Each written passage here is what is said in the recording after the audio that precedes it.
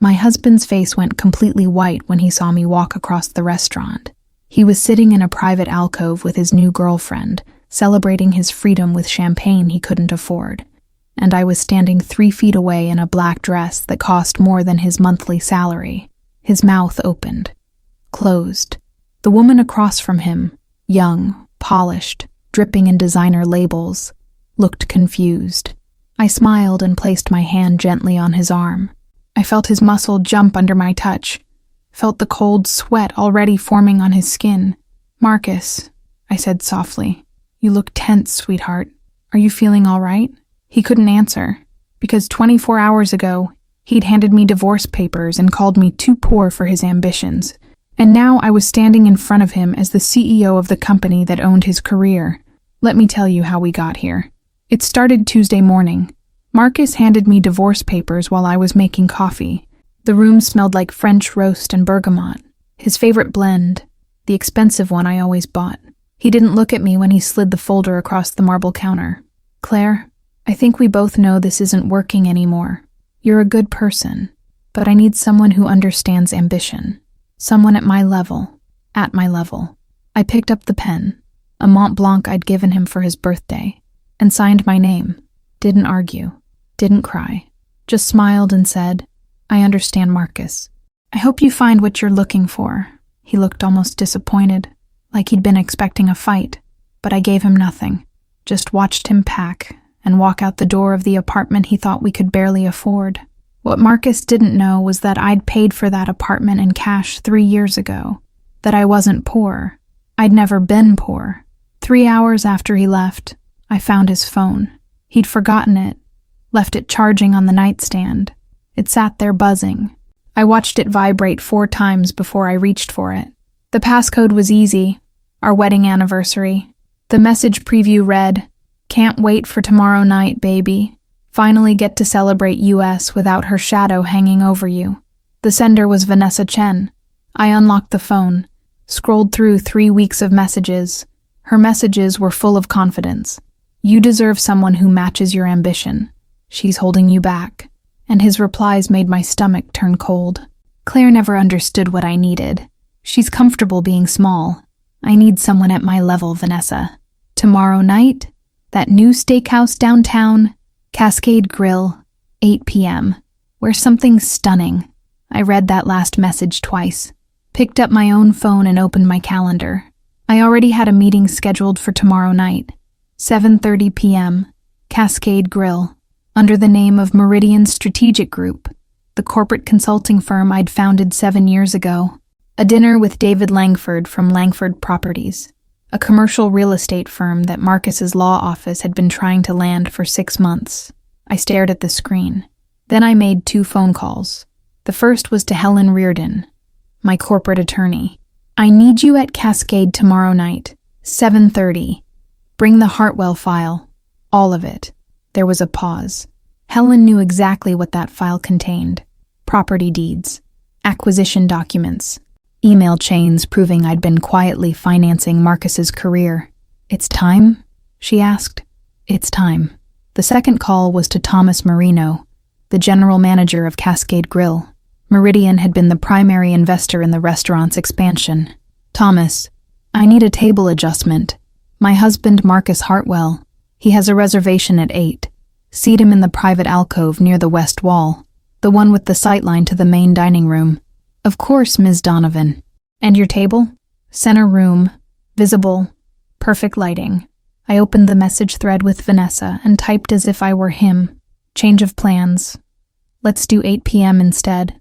I want this night to be perfect." Sent. Then I walked to my closet and pulled out a dress I'd been saving.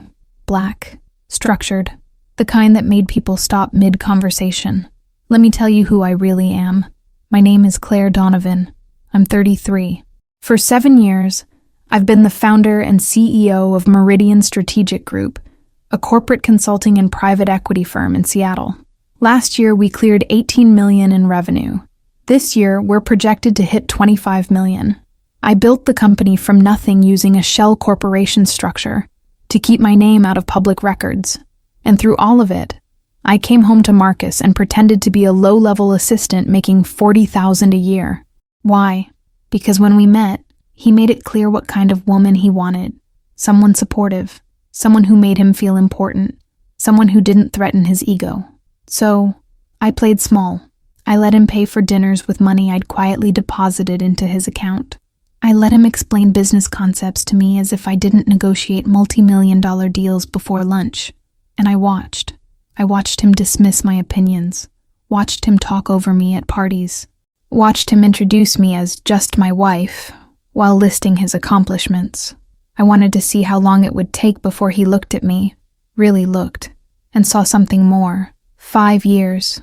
That's how long it took for him to decide I wasn't enough. The building where Marcus's law firm rents their office space, I bought it 8 months ago. The biggest client they landed last year, that came through Meridian. Every promotion Marcus earned, every bonus he celebrated, I built it. And now I was going to take it apart. 18 hours later, I stepped out of a Blacktown car in front of Cascade Grill. The Seattle rain had stopped, leaving the pavement slick under amber light. I smoothed my dress and walked inside. Thomas met me immediately. "Ms. Donovan, your table is ready." And Mr. Hartwell. "Arrived 10 minutes ago. Alcove, as requested. With a young woman. They ordered champagne. The dining room was perfect. Soft lighting, dark wood, floor-to-ceiling windows. My table was center room. Helen was already seated with David Langford and his team. They stood when they saw me. "Ms. Donovan," David said.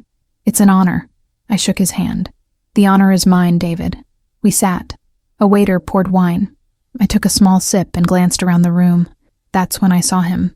Marcus was in the alcove, leaning forward across the table, completely focused on the woman sitting across from him, Vanessa Chen. She was younger than I'd expected, 28 maybe. Beautiful. Glossy black hair, red lipstick, a dress that probably cost $5,000. She was laughing at something Marcus had said. I felt nothing. No jealousy, no anger, just cold, surgical clarity. I turned back to my table and began the meeting.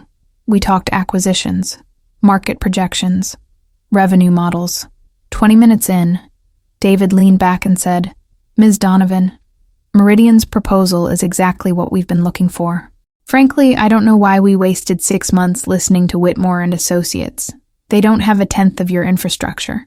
I smiled. "Whitmore and Associates has been pitching you?" "Oh yes, persistent, but persistence doesn't make up for lack of vision." He chuckled. "You're in a completely different league." I let the compliment settle. Then I turned my head slightly and let my gaze drift toward the alcove. Marcus still hadn't seen me, but Vanessa had. Her eyes locked on mine. Her smile faltered. She leaned toward Marcus and whispered something. I saw him stiffen, saw his head turn, and then he saw me. The color drained from his face. His hand froze halfway to his glass. His mouth opened, but no sound came out. I held his gaze for exactly 3 seconds. Then I smiled and turned back to my table as if nothing had happened. My phone buzzed 2 minutes later. I ignored it. It buzzed again. Helen glanced at me. "He noticed," I said quietly. "Good," she replied. Halfway through the main course, Thomas appeared. "Ms. Donovan, I'm sorry to interrupt. There's a gentleman at table 12 asking to speak with you. He says it's urgent." I looked up. "Table 12? "Yes, ma'am. A Mr. Marcus Hartwell." David frowned. "Hartwell? Isn't that one of the associates from Whitmore?" "Yes," I said calmly. "Excuse me for a moment." I crossed the dining room slowly, every step deliberate. My heels clicked against the hardwood. I could feel eyes following me. When I reached the alcove, Marcus was standing. His face was pale, his jaw tight, sweat visible on his forehead. Vanessa sat behind him, confused and irritated. "Claire," his voice was strained. "What the hell are you doing here?" I tilted my head. "Having dinner, Marcus. Same as you." I let my gaze drift to Vanessa. "You must be Vanessa. I've heard so much about you." She blinked. "You're Claire?" "I am." I extended my hand. Her handshake was weak, her palm damp. I turned back to Marcus, keeping my expression warm. "You look tense, sweetheart. Is everything all right?" Divorce is never easy, even when it's the right decision. I placed my hand gently on his forearm. I felt his muscle jump, felt the cold sweat soaking through his shirt. But you're celebrating tonight, aren't you? New beginnings, fresh starts. His throat worked. Claire, what are you? Oh, Marcus, you don't need to explain. I understand completely. You needed someone at your level. I glanced at Vanessa. Marcus has told you about his career, hasn't he? How hard he works? She nodded slowly. Yes, he's very dedicated. He is. So dedicated. I turned back to Marcus. Still at Whitmore and Associates? His jaw clenched. You know I am. Of course. It's just that I noticed David Langford at my table, and I know your firm has been trying to land Langford properties for months. I was curious if you'd made progress. Something shifted in his expression. Your table? I'm here with Meridian Strategic Group. We're finalizing a contract with Langford Properties tonight. I leaned in slightly. Between you and me, I think they were getting impatient waiting for Whitmore to put together a competitive proposal. But you understand? Business is business. The silence was perfect. I could hear Marcus's breathing. Shallow, rapid, could smell champagne, expensive perfume, and underneath it all the sharp tang of fear. Meridian. His voice cracked. You work for Meridian? I let the question hang. Work for? I tilted my head. Oh, Marcus. No, I don't work for Meridian. I paused. I own it. His face went completely white. I'm the founder and CEO. Have been for 7 years. Last year we cleared $18 million in revenue. This year $25 million. I tilted my head. Did I never mention that? How careless of me. Vanessa's mouth had fallen open. Marcus just stood there, frozen. Oh, and Marcus? The building where Whitmore has its offices? Meridian acquired that property 8 months ago. So technically I'm your landlord now. I patted his arm twice. Small world, isn't it? I could see Vanessa's chest rising and falling rapidly. Could see Marcus's hands trembling. You've been lying, he managed. This whole time. I raised an eyebrow. Lying? Marcus, I never lied. You asked what I did for work. I told you consulting. True. You just never asked the right questions. You never wanted to know more. Because if you'd known, you would have had to see me as something other than small. And you needed me to be small, didn't you? His hands clenched into fists. Vanessa shifted. Marcus, maybe we should... Vanessa, I said warmly. I hope you enjoy the rest of your evening. Marcus is a wonderful man. I let my smile sharpen. Just make sure you ask him the right questions. You'd be surprised what you might learn. Then I released his arm and turned away. I walked back to my table without looking back. When I sat down, David was watching with curiosity. Everything all right, Ms. Donovan? I picked up my wine glass.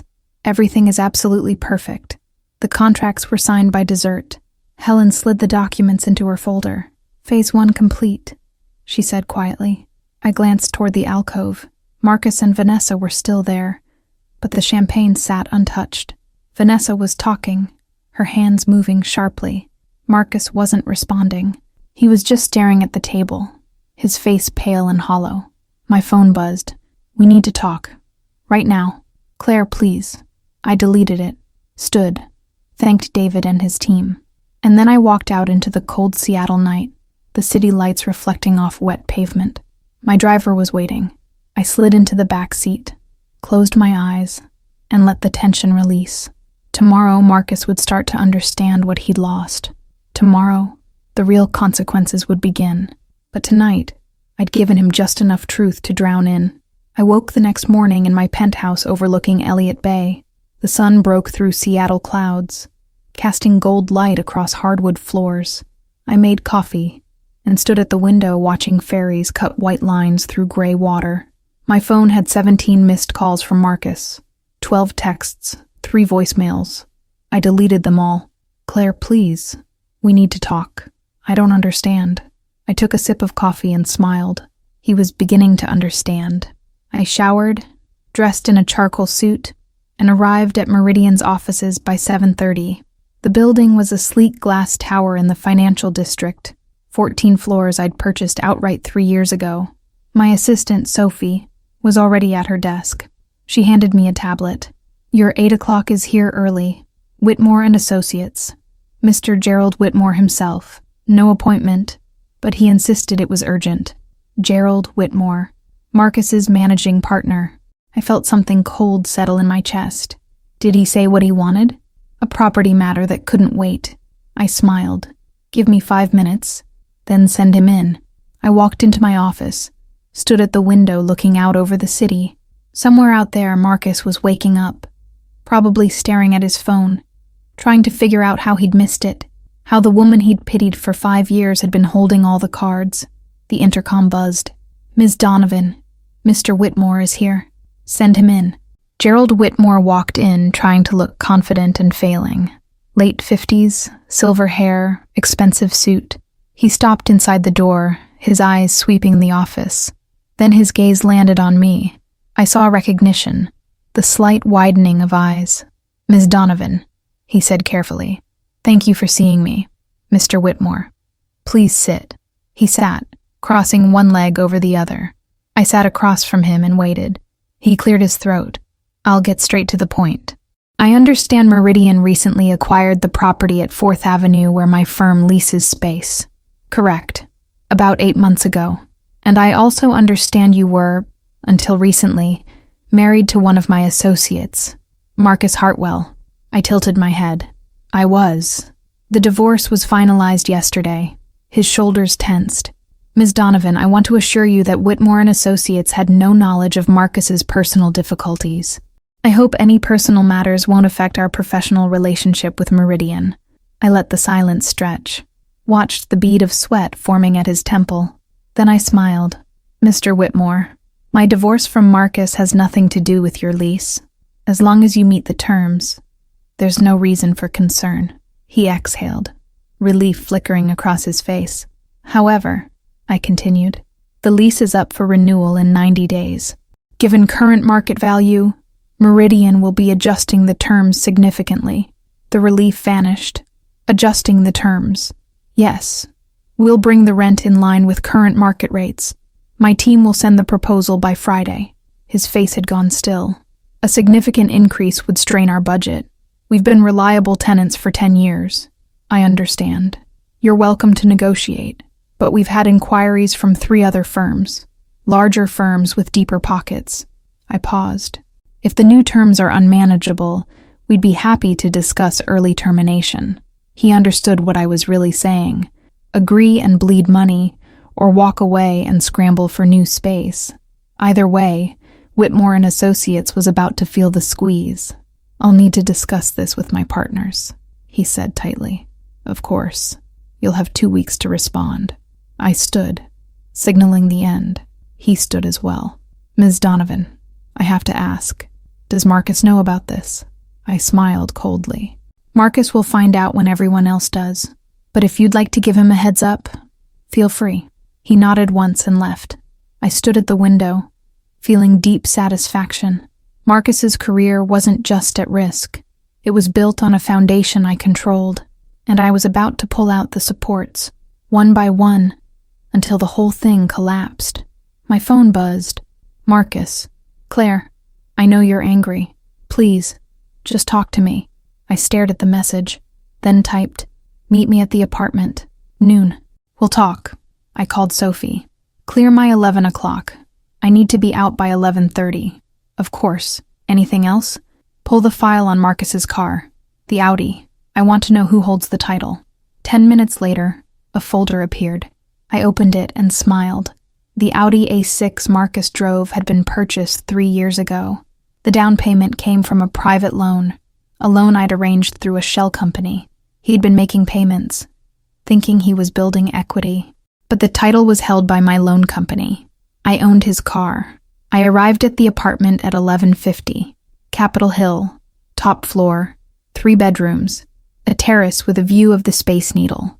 I'd bought it in cash 4 years ago. Marcus never questioned it. The apartment smelled stale. I walked through the living room, kitchen, bedroom. Everything was exactly as I'd left it. Coffee mug in the sink. Unmade bed. I felt nothing. No sadness.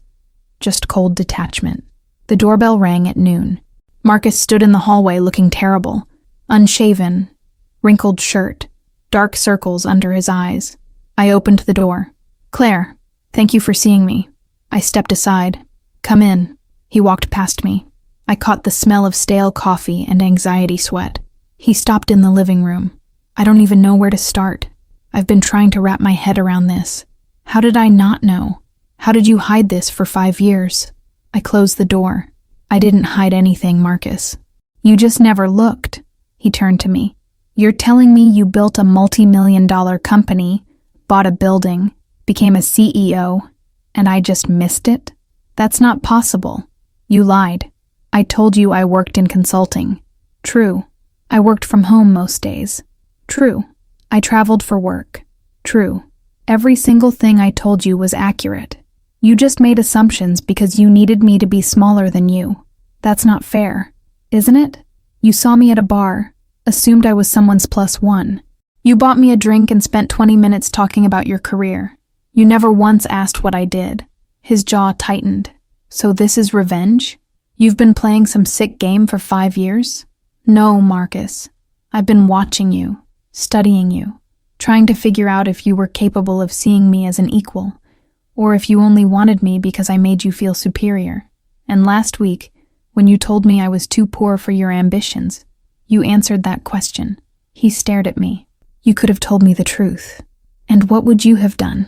Celebrated my success? Or felt threatened? Would you have stayed with a woman who made more money, had more power, more of everything you spent your life chasing?" The silence was answer enough. He ran a hand through his hair. "So what now? You've humiliated me in front of colleagues. You're raising the rent. Whitmore came to see you this morning. What did you say to him?" I told him the truth. "Meridian is adjusting the lease terms. Business, Marcus. Nothing personal.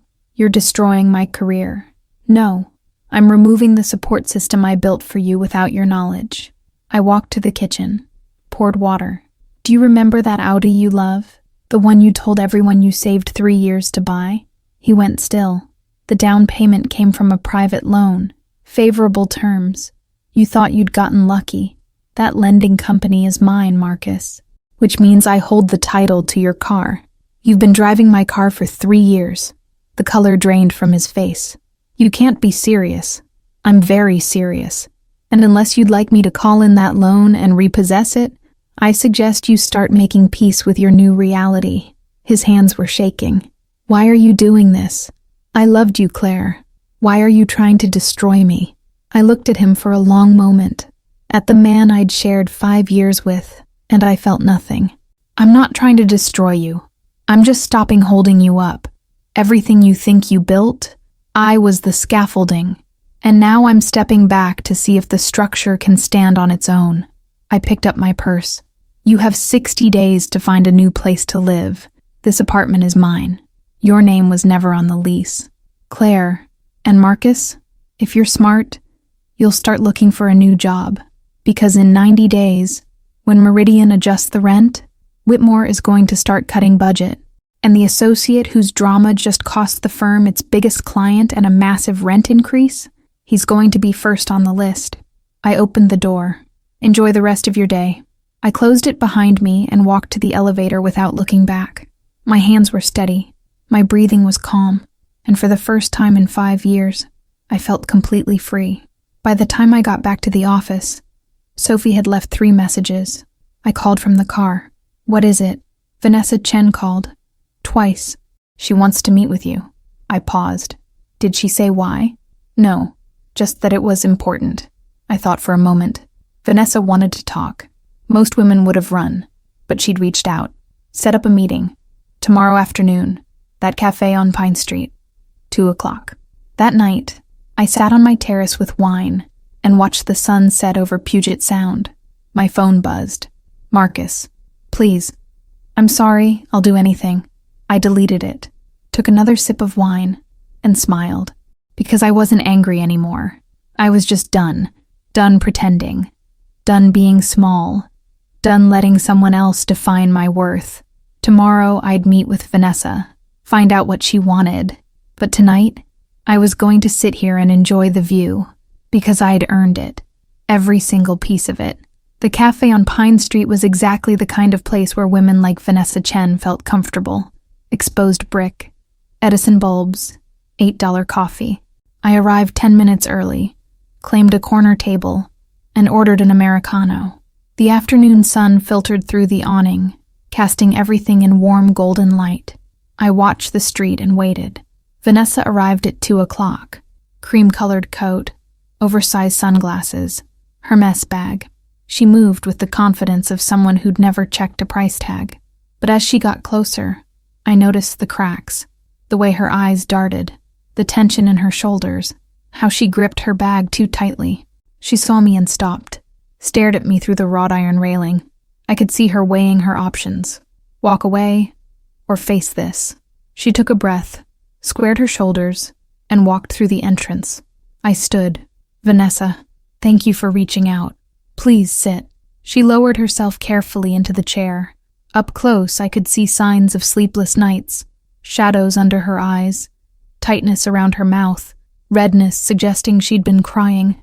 She set her bag on the table like a barrier. I wasn't sure you'd agree to meet me. Of course I would. I'm curious why you wanted to see me. Can I get you something? No, thank you, I'm fine. She swallowed. The air smelled like coffee beans and fresh bread, but Vanessa looked anything but comfortable. She shifted, uncrossed and recrossed her legs. Finally, I wanted to apologize. I tilted my head. Apologize? For what? For being with Marcus while he was still married to you. For not knowing. I didn't know who you were. He told me you were holding him back, that you didn't understand his ambitions, that you were... She stopped. That I was what, Vanessa? I kept my voice soft, curious. She looked down. That you were small, that you didn't have any drive, that he'd outgrown you and needed to be with someone who could match his energy. He made it sound like he was trapped, like you were dragging him down. And I believed him. I thought I was helping him escape something suffocating. But now I realize... Her voice broke. I didn't know anything at all. I let the silence sit. Then I leaned forward. Vanessa, you don't owe me an apology. You were operating with incomplete information. Marcus told you a story and you believed it. That's his fault, not yours. I paused. The question you should ask yourself isn't whether you owe me an apology. It's whether you want to know the truth about the man you thought you were building a future with. Her eyes widened. I could see the conflict playing across her face. I reached for my coffee, took a slow sip. Let me ask you something. How long have you two been seeing each other? 3 months.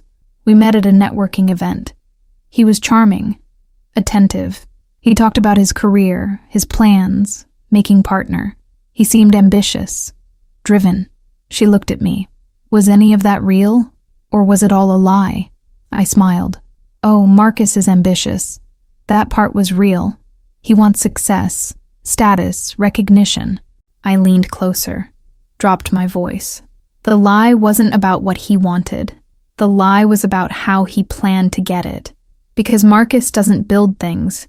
He attaches himself to people who do, and then he takes credit for their work. She frowned. What do you mean? I mean that every promotion Marcus earned, every client he landed, every success he celebrated, I gave him those things. I made calls. I opened doors. I used my connections, my company to create opportunities for him. Then I stepped back and let him believe he'd earned them on his own. I watched her face. The biggest client his firm landed last year? That came through Meridian. I made one phone call. Marcus thought it was his brilliant negotiation, but it was me. It's always been me. Vanessa's mouth had fallen open. Why would you do that? Why would you help him if he didn't appreciate it? Because I loved him, or at least I loved the idea of him. I thought that if I gave him everything he wanted, he'd eventually see me as a partner, an equal, someone worth keeping. I let my smile turn sad. But Marcus doesn't want a partner. He wants an accessory, someone who makes him look good without ever outshining him. And the moment I stopped being that, he discarded me. She was quiet for a long time. Finally, he told me you made $40,000 a year, that you worked some low-level admin job. I know. I read every conversation you two had, and I said it casually, and watched her face go pale. Don't look shocked. He left his phone at the apartment. I'd have been a fool not to check it. I tilted my head. Did you know he was planning to propose to you? After the divorce, of course. Romantic dinner, expensive ring he couldn't afford, telling you were the woman he'd been waiting for his whole life. Tears slid down her cheeks. How do you know that? I read the notes he'd been drafting on his laptop. I reached into my purse, pulled out a folded paper, and slid it across the table. I printed it for you. I thought you might want to see it. She stared at the paper. Her hands trembled as she reached for it, unfolded it, read Marcus's words. I watched her face crumble, watched her press a hand to her mouth, shoulders shaking. I waited, let her cry, let the reality wash over her. Then I reached across the table and placed my hand gently over hers. Vanessa, I'm not telling you this to hurt you. I'm telling you because you deserve to know who you're dealing with. Marcus is very good at making people believe he's something he's not. He's charming, convincing. He knows exactly what to say to make you feel special. I squeezed her hand. But it's a performance. And the moment you stop serving his narrative, he'll discard you just like he discarded me. She pulled her hand away, wiped her eyes. What do you want from me? Why did you agree to meet me? I sat back. I don't want anything from you, Vanessa. I don't need to turn you against Marcus. He's doing that on his own. I agreed to meet you because you reached out, and because I thought you deserved the courtesy of hearing the truth from someone who lived it. I paused. What you do with that truth is up to you. You can go back to him, pretend this never happened, and hope things will be different with you. Or you can walk away now, cut your losses, and find someone who actually values you. She stared at me. He's calling constantly, texting, saying he needs to see me, that he can explain. What should I tell him? I smiled coldly. Tell him whatever you want. But if you're smart, you'll block his number and never look back. Because Marcus Hartwell is a sinking ship. And if you stay attached, he's going to drag you down with him. She stood abruptly, grabbed her bag. I don't know if I believe everything you're saying, but I know Marcus lied to me. About you, about a lot of things, and I don't know who to trust anymore. Then don't trust anyone, I said gently. Trust yourself. Trust what you saw at that restaurant. Trust the feeling in your gut, because that feeling, that's the truth trying to get your attention. She nodded once, turned to leave, but stopped, looked back. For what it's worth, I think Marcus was an idiot. You're nothing like he described. You're terrifying. I laughed softly. I'll take that as a compliment. She almost smiled. Then she walked away, disappearing into the crowd, her cream coat vanishing among strangers. I sat there for a long time after she left, finishing my coffee. My phone buzzed. Helen. Whitmore and Associates officially declined the new lease terms. They're moving out in 60 days. I typed back. Perfect. Start looking for new tenants. Premium firms only. Then I set my phone down and smiled. Marcus's world was collapsing. His firm was scrambling. His girlfriend was questioning everything. And his ex-wife was sitting in a cafe, sipping overpriced coffee, watching it all burn. And honestly, it felt even better than I'd imagined. 3 days after meeting Vanessa, Marcus showed up at Meridian's offices. I was on a conference call when Sophie knocked, her expression alarmed. I muted the call. She leaned in. Marcus Hartwell is in the lobby. Security called. He's demanding to see you. He's agitated. I felt something cold settle in my chest. Not fear, just clinical interest in how far he was willing to push. I wrapped up the call, stood, and told Sophie to have security send him up. He arrived 5 minutes later, escorted by Richard. Marcus looked like he'd aged a decade. His suit was wrinkled, hanging differently, like he'd lost weight. Hair uncombed, jaw covered in stubble, eyes bloodshot. He smelled like stale coffee and desperation. Richard looked at me, hand hovering near his radio. I shook my head gently. It's fine, Richard. I'll call if I need you. Richard nodded and left. Marcus stood in the doorway, staring at me. His chest heaved, hands clenched and unclenched. I could see the tremor in his fingers, the sway in his posture. I gestured to the chairs. Marcus, please, sit down. I don't want to sit down. His voice was hoarse. I want answers. I want you to tell me why you're doing this to me. I walked around my desk and lowered myself into my chair. I folded my hands and looked at him with calm concern. What I'm doing. I'm running my company, managing my assets, making business decisions, the same things I do every day. Don't. He stepped forward, voice rising. Don't play games. Whitmore is moving offices because you jacked up the rent. I'm losing my job because they need to cut costs. My car is being repossessed. Vanessa won't return my calls because you poisoned her against me. His voice cracked. You're destroying my life, systematically, and I want to know why.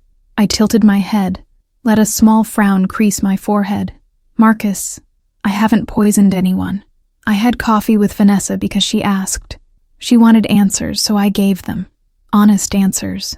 If she didn't like what she heard, that's not my fault. That's yours. You told her I was using her, that I'm some kind of parasite. I told her the truth, that you've been coasting on support systems you didn't know existed. Was I wrong? I kept my voice gentle. Tell me, how many of your successes were actually yours? How many clients did you land without my connections opening the door first? His face flushed red. I worked for everything I have. You worked hard. I'm not disputing that. I leaned forward. But working hard and working smart are different things. You worked hard. I worked smart. I built networks, leveraged resources, created opportunities. Then I handed them to you and watched you take credit without ever asking where they came from. I paused. So yes, you worked, but you didn't build anything. You just occupied the space I created for you. The silence was suffocating. I could hear the air conditioning, distant voices, Marcus's harsh breathing. His hands were shaking violently. I loved you, he said finally, barely above a whisper. I know I didn't show it the way you wanted. I made mistakes, but I loved you, Claire. Doesn't that mean anything? I looked at him, at the man who'd shared my bed for 5 years, who'd promised forever, and I felt absolutely nothing. Love isn't enough, Marcus. Love without respect is just ownership. You didn't love me. You loved the version of me that made you feel important. And the moment I stopped playing that role, your love evaporated. So no, it doesn't mean anything. Not anymore. He stared at me. Then something shifted in his expression. Desperation morphing into anger. You're enjoying this. Watching me suffer. Watching everything fall apart. You're getting off on it. I smiled coldly. I'm not enjoying your suffering, Marcus. I'm enjoying my freedom. There's a difference. You're a monster. No, I'm just done being your safety net. I stood, walked to the window. You came here looking for answers. So here it is. I spent 5 years being the woman you needed me to be. Small, grateful, supportive. And in return, you made me feel invisible.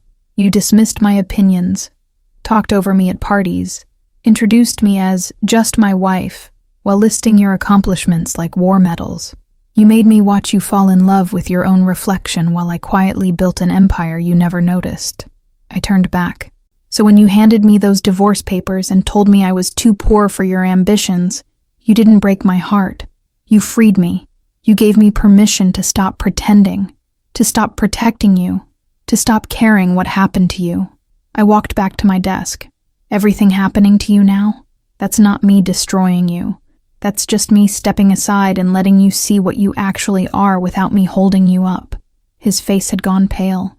He opened his mouth, but no words came out. He just stood there, swaying. You should leave now, I said gently. And Marcus, don't come back here. If you need to contact me, do it through my attorney. If you show up again, I'll have you arrested for trespassing. Do you understand? He nodded slowly, mechanically. Then he turned and walked out, movements stiff, shoulders hunched forward. I watched him go, watched the door close, and then I sat down and exhaled slowly. My hands were steady. My breathing was calm. And deep in my chest, I felt nothing but cool satisfaction. That evening, I had dinner with Helen at a wine bar. She ordered expensive Pinot Noir, poured us each a glass, and raised hers in a silent toast. He came to the office today, I said. Marcus? Yes. Unwell. Desperate. Demanding answers. What did you tell him? The truth. That he built his career on a foundation he didn't know existed. And now that foundation is gone. I swirled wine in my glass. He called me a monster. Helen snorted. Men always call women monsters when we stop letting them use us. She took another sip. How did he take it? He's falling apart. Whitmore is letting him go. Vanessa blocked his number. His car is being repossessed. He has nowhere to live and no prospects. I set my glass down. He's losing everything. Good, Helen said flatly. He spent 5 years making you feel small. Now he gets to see what life looks like when you're not there to catch him. She leaned forward. But be careful. Desperate men do unpredictable things. I nodded. I've spoken to security. He's been flagged. If he shows up again, they'll remove him. And I've documented everything. If he tries to retaliate legally, I have a paper trail that will bury him. We finished the bottle, ordered another, talked about business. But part of my mind was still on Marcus, on the look in his eyes when he'd called me a monster, on the tremor in his hands, on the way his voice had cracked when he said he loved me. I wondered if he'd meant it, if somewhere beneath the arrogance and ego, there had been something real. And then I decided it didn't matter, because even if he had loved me, he'd loved me wrong. He'd loved me conditionally, only as long as I made him feel superior, only when I was small enough not to threaten his fragile sense of self-worth, and that kind of love wasn't worth holding on to. I paid the bill, walked Helen to her car, and drove home. When I got back to my penthouse, I poured one more glass of wine, stood at the window, and watched the lights twinkle below. Somewhere out there, Marcus was alone, probably drunk, probably crying, probably cursing my name, and I felt nothing, no guilt, no regret, just a deep, profound sense of relief that I was finally, completely free. The email arrived on a Thursday morning, 2 weeks after Marcus's visit to my office. I was reviewing acquisition proposals when Sophie forwarded it to me with a subject line that read simply, "You need to see this." I opened it, scanned the first few lines, and felt my smile widen. It was from David Langford, the executive from Langford Properties who'd signed with Meridian at Cascade Grill.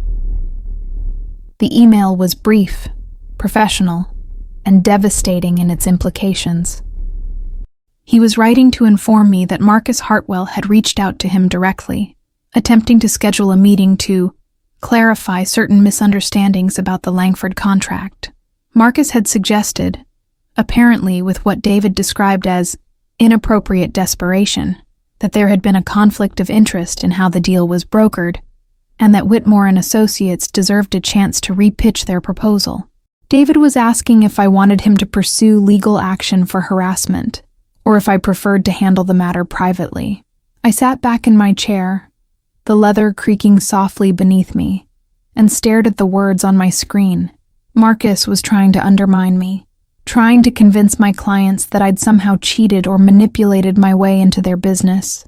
It was pathetic, desperate, and exactly the kind of mistake I'd been waiting for him to make. I replied to David within minutes, my tone warm and understanding.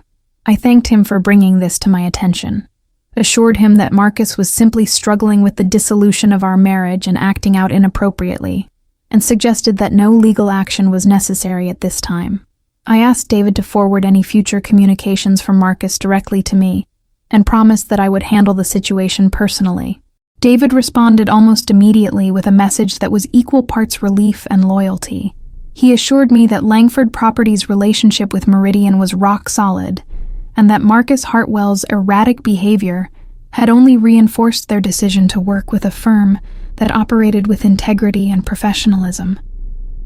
I forwarded the entire exchange to Helen with a single line. "He's spiraling. Time to move to the next phase." She called me 5 minutes later.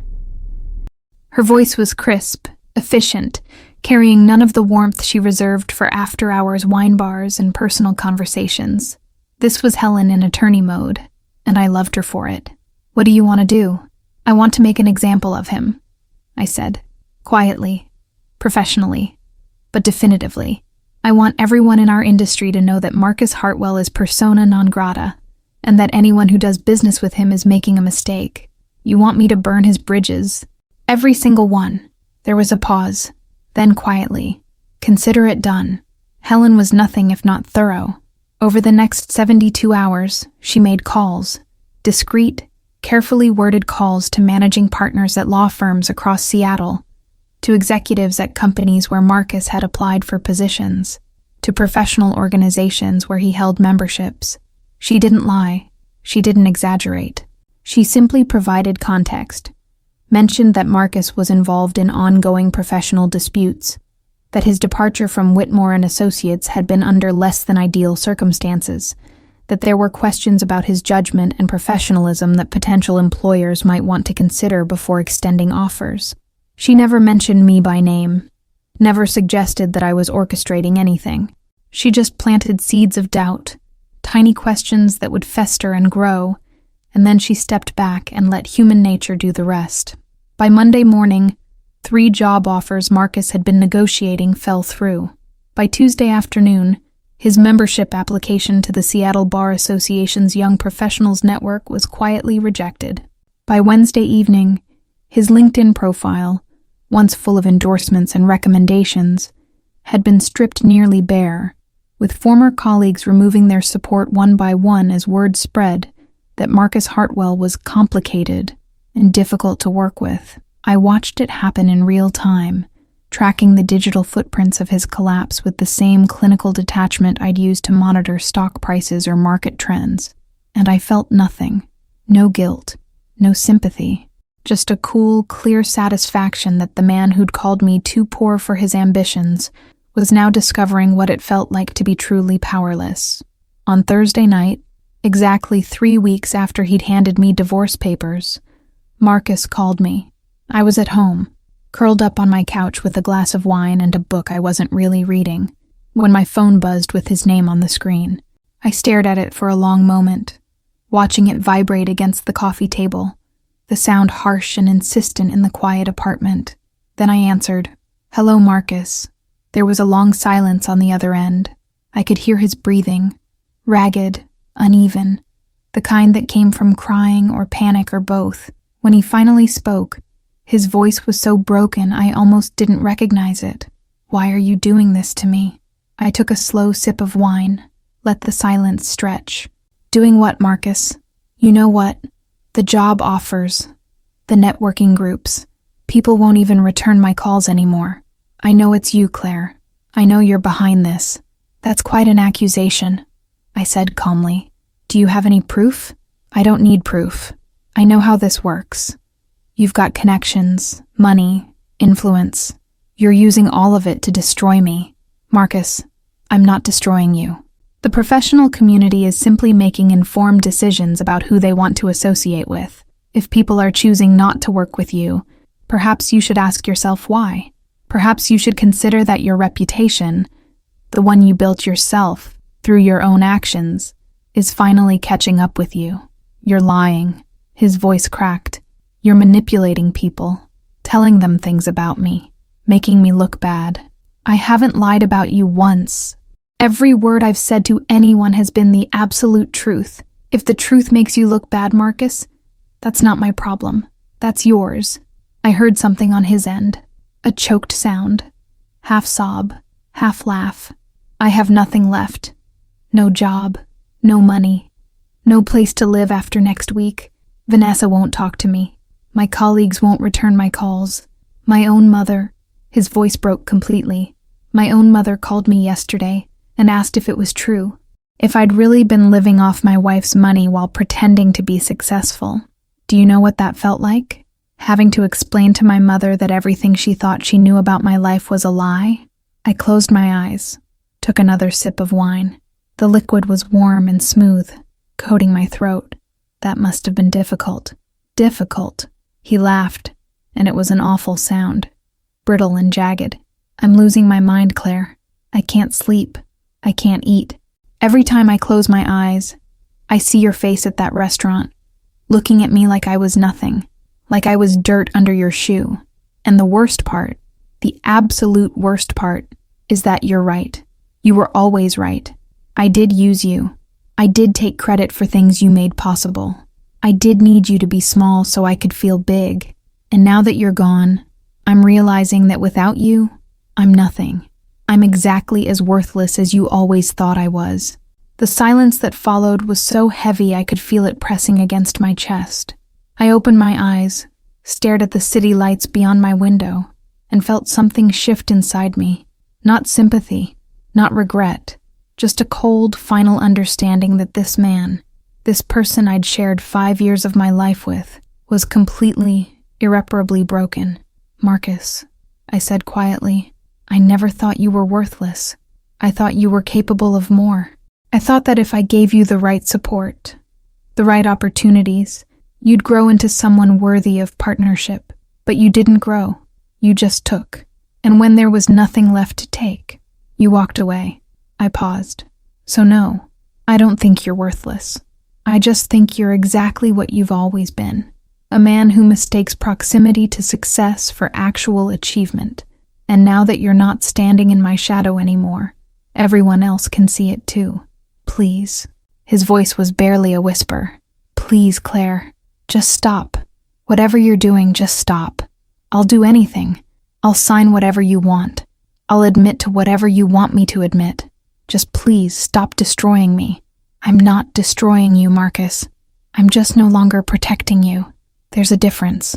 I stood, walked to the window, pressed my palm against the cold glass. "You wanted a divorce. Because I was too poor for your ambitions. You got your divorce. You wanted someone at your level. You found her and you lost her. You wanted to be free of me. Now you are. So why are you calling? What exactly do you think I can give you that you don't already have?" "I don't know." His voice cracked again. I don't know what to do anymore. I don't know how to fix this." "You can't fix this, Marcus. That's what you're not understanding. You can't go back and undo the choices you made. You can't erase the person you've been for the past 5 years. All you can do is accept that this is who you are and try to figure out what comes next." "What comes next?" He laughed. That same broken, awful sound. "There is no next, Claire. You've made sure of that." "No, I've just removed the safety nets you didn't know existed. What comes next is entirely up to you." I pulled my hand away from the glass, left a faint condensation mark where my palm had been. "But if you're asking me for help, for mercy, for some kind of reprieve, you're asking the wrong person. I don't owe you anything, Marcus. Not anymore. I loved you. I know. You've said that multiple times. But love without respect is just control, and I'm done being controlled." I hung up before he could respond, set my phone down on the windowsill, and stared out at the city below. Somewhere in that sprawl of lights and buildings, Marcus was alone, broken, probably crying, probably drinking, probably wondering how his life had fallen apart so completely in such a short amount of time, and I felt nothing. My phone buzzed again. Another call from Marcus. I declined it. It buzzed again. Declined. Again. Again. Again. 5 calls in 2 minutes, each one more desperate than the last. Finally, I blocked his number, watched his name disappear from my screen, and exhaled slowly, feeling something loosen in my chest. It was done. Marcus Hartwell was no longer my problem, no longer my responsibility, no longer my husband, my burden, or my concern. He was just a man who'd made bad choices and was now living with the consequences. Nothing more, nothing less. I finished my wine, set the glass in the sink, and went to bed. And for the first time in weeks, I slept through the entire night without waking once. The next morning, I had breakfast with Sophie at a cafe near the office. She'd been working overtime helping me manage the fallout from Marcus's increasingly erratic behavior, and I wanted to thank her properly. We ordered lattes and croissants, sat at a table near the window where the morning sun cut sharp angles across the polished wood, and talked about everything except work. Halfway through the meal, her phone buzzed. She glanced at it, frowned, and showed me the screen. It was a news alert, local business journal. The headline read, "Whitmore and Associates announces office closure, cites rising operational costs." I read the article quickly. The firm was shutting down its Seattle office entirely, consolidating operations in Tacoma, and laying off 15 associates in the process. The managing partner, Gerald Whitmore himself, was quoted saying that Unforeseen increases in overhead costs had made the downtown location untenable, and that the firm needed to restructure to remain competitive. There was no mention of Marcus by name, but he didn't need to be named. Anyone who knew anything about Whitmore and Associates would know exactly what had happened. The firm had been hemorrhaging money since Meridian increased their rent. They'd lost their biggest client, and they'd been forced to cut their losses and retreat. Sophie looked at me, her expression carefully neutral. "Did you know this was coming?" "I knew it was a possibility," I said. Whitmore couldn't afford the new lease terms. He had 3 options: pay up, negotiate, or leave. He chose to leave. 15 people just lost their jobs. 15 people worked for a firm that was poorly managed and over-leveraged. They would have lost their jobs eventually. I just accelerated the timeline. She studied me for a long moment. Then, quietly, "Do you ever feel bad about any of this? About what's happening to Marcus? To his colleagues? To all the people caught in the crossfire?" I set my coffee down, met her gaze directly. "No, I don't. Because none of this is happening to them. It's happening because of them. Marcus made choices. Whitmore made choices. They built their lives on unstable foundations and hoped no one would notice. I just stopped pretending I didn't see the cracks." I leaned back in my chair. If feeling bad would change anything, I might consider it. But it won't. So instead, I'm going to finish my breakfast, go to the office, and continue building the company I created from nothing. And if Marcus Hartwell ends up as collateral damage in that process, I shrugged. "That's unfortunate, but it's not my responsibility." Sophie nodded slowly. She didn't look entirely convinced, but she didn't argue. And when we finished eating and walked back to the office together, she didn't bring it up again. That afternoon, I had one final meeting. A meeting I'd been planning for days, arranging with the kind of meticulous care I usually reserved for major acquisitions. It was scheduled for 6 p.m. at a private club downtown, the kind of place where Seattle's business elite gathered to make deals over whiskey and cigars. And my guest of honor was Gerald Whitmore himself. He arrived exactly on time, looking older and more worn than he had in my office weeks ago. The closure of his Seattle office had clearly taken a toll. We shook hands, ordered drinks, and settled into leather chairs in a quiet corner where no one would overhear our conversation. "Ms. Donovan," he said, his voice carefully neutral, "I appreciate you making time to see me." "Of course, Mr. Whitmore. I was intrigued by your request." "You said you had a proposal." He nodded, took a long sip of his scotch. "I wanted to discuss the possibility of Meridian acquiring Whitmore and Associates." I raised an eyebrow. "You want me to buy your firm?" "Not the entire firm, just the Seattle assets. Client lists, contracts, intellectual property. We're consolidating, as you know, and I'd rather sell to someone I respect than let everything dissolve in bankruptcy." He met my eyes. "And I think you've more than proven that you know how to run a successful operation." I leaned back, crossed my legs, and smiled. "What makes you think I'd be interested?" "Because you're smart, and you know a good deal when you see one. Whitmore has relationships with some of the biggest commercial real estate players in the Pacific Northwest. Those relationships are worth something. I'm offering them to you at a fraction of what they're worth, because frankly, I'm out of options." I pretended to consider it, took a slow sip of my wine. Then I set the glass down and said, "I'll have my team review the assets. If the numbers make sense, we can discuss terms. But Mr. Whitmore?" I leaned forward slightly. "If I buy your firm's assets, Marcus Hartwell's name doesn't come with them. I want that explicitly clear. No letters of recommendation, no introductions to clients, no residual goodwill that might help him land on his feet. He's on his own." Whitmore's expression didn't change. "Understood. Good." I stood, extended my hand. "I'll have an offer on your desk by Monday." We shook hands, and as I walked out of that club into the cool Seattle evening, I felt the final piece of my plan click into place. By the end of the month, Meridian would own everything Whitmore and Associates had built, every client, every contract, every relationship, and Marcus would be left with nothing but the memories of what he'd lost.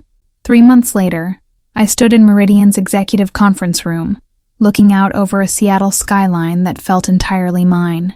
The acquisition of Whitmore's Seattle assets had closed 6 weeks ago. We'd integrated their client base seamlessly. Revenue projections had been revised upward twice. The financial press was calling Meridian one of the most aggressive growth stories in the Pacific Northwest. And my name, Claire Donovan, not Mrs. Marcus Hartwell, was appearing in business journals alongside Seattle's most influential entrepreneurs. Helen stood beside me, reviewing quarterly reports on her tablet. The Langford deal is performing better than projected. David's already talking about expanding into Portland and Vancouver. And 3 former Whitmore clients reached out independently asking to work with Meridian directly. She glanced up. You've effectively cornered the commercial real estate consulting market. Congratulations, Claire. You've built something extraordinary. I took a sip of coffee. We built it. I couldn't have done this without you. True, but I'm just the attorney. You're the vision. She set the tablet down. So, have you heard anything about Marcus lately? I hadn't thought about Marcus in weeks. After I'd blocked his number and Helen had finished dismantling his professional network, he'd simply disappeared from my radar. I'd been too busy managing Meridian's expansion. But now that Helen mentioned it, I was curious. Not because I cared, just because I wanted to know how the story ended. No, nothing. Why? I ran into Gerald Whitmore yesterday. He mentioned Marcus left Seattle about a month ago. Apparently he's in Phoenix now, working for his cousin's insurance agency. Entry-level position. Cold calling small businesses. Helen's expression was neutral, but satisfaction laced her voice. Whitmore said Marcus looked defeated, like someone who'd aged 20 years in 6 months. I absorbed that slowly. Marcus Hartwell, the man who'd spent 5 years chasing status and validation, was now selling insurance in Phoenix, making cold calls, starting over from zero in a city where no one knew his name. It was almost poetic. Good for him, I said finally. Honest work. Maybe it'll teach him something about humility. Helen laughed softly. I doubt it, but at least he's out of your life permanently. He was out of my life the moment I signed those divorce papers. Everything after that was just cleanup. We finished reviewing reports, discussed strategy for the next acquisition, and then Helen left. I stayed in the conference room, standing at the window, watching the city move below. My phone buzzed. Sophie, someone here to see you. No appointment. Says it's personal. Marcus Hartwell. I stared at the screen, feeling something cold settle in my chest. Marcus was here, in Seattle, in my building. After 3 months of silence, he'd come back. Why? Send him up, I typed. But have security stand by. 5 minutes later, Marcus walked into my office for the second and final time. He looked different. Thinner, older. His suit was cheaper, off the rack, hanging awkwardly. Hair shorter, face clean-shaven but hollow, with deep shadows under his eyes. He stopped inside the door, hands in his pockets. Posture hunched. Claire, thank you for seeing me. I gestured to the chairs. Sit. He sat on the edge, ready to bolt. I settled into my chair and waited. He cleared his throat. I'm not here to ask for anything. I just wanted to tell you something. Before I leave Seattle for good. You're leaving? I already left. I'm just back to close out final things. Storage unit. Personal items. He swallowed. I got a job in Phoenix, selling insurance for my cousin's firm. It's not much, but it's something. A fresh start. Good for you. I hope it works out. I wanted to say I'm sorry. The words rushed out. For everything.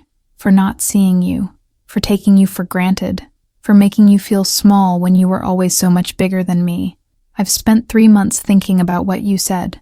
About how I didn't build anything. I just occupied space you created. And you were right. About all of it. His voice cracked. I was a coward.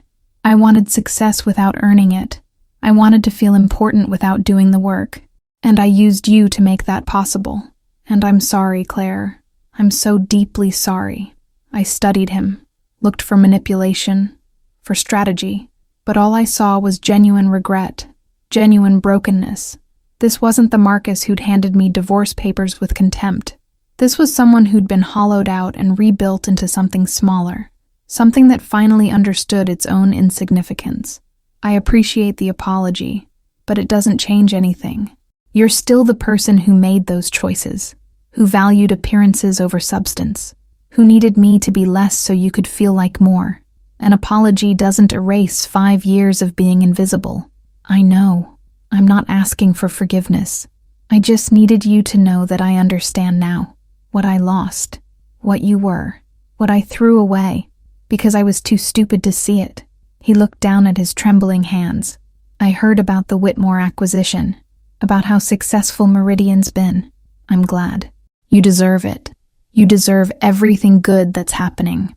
Thank you. Can I ask you something? He looked up, eyes red. Did you ever love me? Really love me? Or was I just a project? Something you were studying? I leaned back, considered the question carefully. It deserved honesty. I loved the idea of you, the potential I saw. I thought that if I gave you the right support, you'd grow into someone capable of partnership, someone who could see me as an equal and build something together. But the actual you, the man who needed constant validation, who measured his worth by how small he could make people around him. I shook my head. No, I don't think I ever loved that person. I just spent 5 years hoping he'd change. He nodded slowly, accepting. That's fair. More than fair. He stood. I should go. I just wanted to say my piece, to leave things on honest terms if not good ones. Marcus, I said, and he paused. For what it's worth, I hope Phoenix works out. I hope you find whatever you're looking for. But I also hope you understand that what happened here wasn't me destroying you. It was just me refusing to keep holding you up. Everything that collapsed was already fragile. I just stopped pretending it wasn't. I know, he said softly. That's the worst part. Knowing that everything I thought I'd built was just a house of cards. And you were the only thing keeping the wind from blowing it down. He attempted a smile, broken and sad. Goodbye, Claire. I hope you have an incredible life. You've earned it. Goodbye, Marcus. He left. The door closed, and I sat there in the silence, feeling absolutely nothing. No satisfaction, no regret, no closure, because there was nothing to close. Marcus Hartwell was just a chapter in my past, one I'd already moved beyond. That evening, I hosted a celebration dinner at Cascade Grill, the same restaurant where I'd confronted Marcus and Vanessa 3 months ago. But this time, the context was entirely different. I'd reserved the entire private dining room, invited Meridian's executive team, and raised a glass to our most successful quarter in company history. Helen sat to my right, Sophie to my left, and around the table were the people who'd helped me build something real. To Meridian, I said, raising my glass, and to the incredible team that makes all of this possible. Thank you for your dedication, your vision, and your trust. Here's to many more successful years ahead. To Meridian, they echoed, glasses clinking. As dinner continued, I thought about the woman I'd been 6 months ago, the one who'd made coffee for a husband who never thanked her, who'd hidden her success to make someone else feel important, who'd believed that love meant making yourself small. That woman felt like a stranger now, and I had no desire to go back to being her, ever. After dinner, I walked out to the terrace overlooking the city. The night air was cool, carrying the salt smell of Puget Sound. Below, Seattle glittered like scattered diamonds. I pulled out my phone. One new text. From Vanessa Chen. I heard Marcus left Seattle. I wanted to say thank you for the conversation we had, for telling me the truth.